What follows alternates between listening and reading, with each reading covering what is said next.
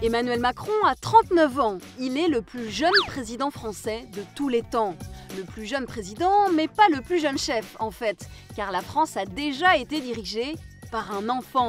C'était au XVIIe siècle. Louis XIV n'avait que 4 ans et demi lorsqu'il est monté sur le trône à la mort de son père. D'abord assisté par des adultes pendant plusieurs années, il a ensuite dirigé seul, en monarque absolu. Plusieurs cadres ont déjà été élus président ailleurs dans le monde. En 1961, John Fitzgerald Kennedy devient le plus jeune président élu de l'histoire des États-Unis à 43 ans.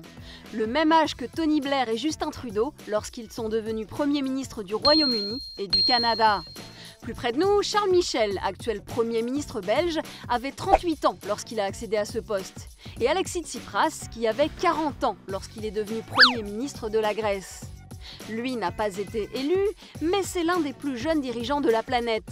Kim Jong-un, le dictateur nord-coréen, a 34 ans. Mais ce n'est toujours pas le plus jeune. La République de Saint-Marin, un micro-État enclavé en Italie, est dirigée par Vanessa D'Ambrosio. Elle a 29 ans.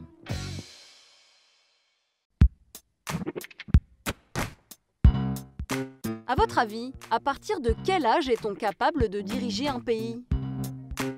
Selon vous, quels sont les avantages et les inconvénients d'être un président jeune ?